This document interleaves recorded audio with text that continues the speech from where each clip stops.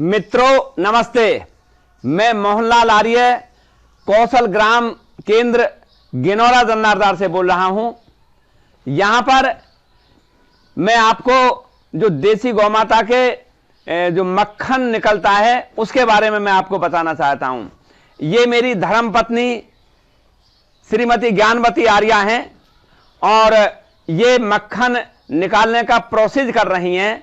ये अब इसको इस तरह से चलाते हैं हंडिया में, और हंडिया में चलाने पर इससे मिट्टी का जो बर्तन होता है उसमें जब ये चलाते हैं उसमें से फिर ये इस तरह से मक्खन निकालते हैं। इसके मैं आपको कुछ बेनिफिट बताना चाहता हूं।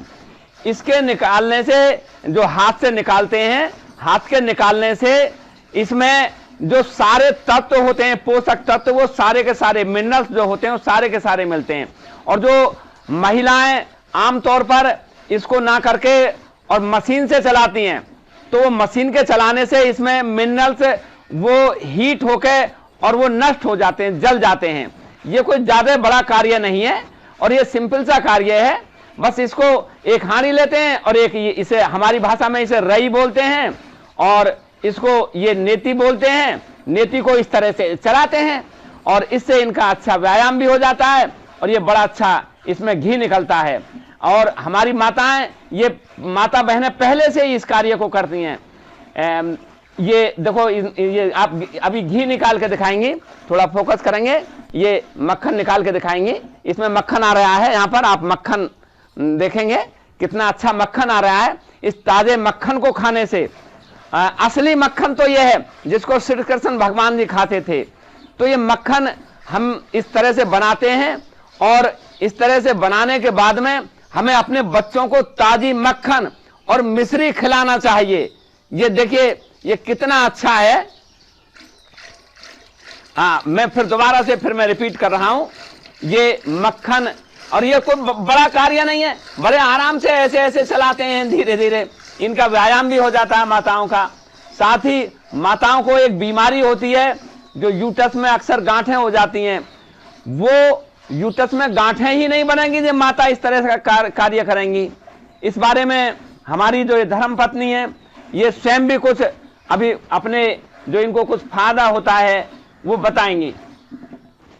ऐसे चलाने से बाजू बाजू कमर का दर्द कुछ नहीं होता है, पेट भी हल्का जुलता है। ऐसे चलाने से तो पेट में भी कोई कमी नहीं आती है। इसके चलाने से चाकी पीती निकाल के दिखाओ।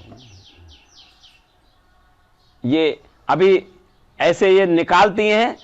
अभी इसमें मक्खन आ चुका है और मक्खन आ चुकने के बाद में किस तरह से ये निकालती हैं, ये बिल्कुल साधारण सी क्रिया है, कोई बड़ा इसमें कोई वो नहीं है। अभी देखो ये आपको दिखाएंगी मक्खन को निकाल के किस तरह से। ये अब पहले रई को अलग निकालेंगी और ये रई को अलग निकाल रही हैं इसमें से। अब ये रई अलग निकाल रही। अब रई अलग निकाल कर रई में स्वयं भी मक्खन लगा हुआ होता है और उस मक्खन को देखो ये हाथ से छुटा रही हैं। इस मक्खन को अब ये हाथ से छुटा रही हैं। ऐसे जो मक्खन लग रहा है इसमें, इसे छुटा लेते हैं और उसमें अंदर जो मक्खन है उस इस पे रख दो, उधर बाद में निकाल लेना। इस पे रख दो रई को। ये जो मक्खन है, मक्खन को इसको निकाल लेंगे और रई से मक्खन को छुटा के ये ऐसे देखिए। और हाथ भी चिकने होते हैं। एक कहावत है, होनहार बिरबान के होठ चीकने पात है। हाथ भी चिकने होते हैं।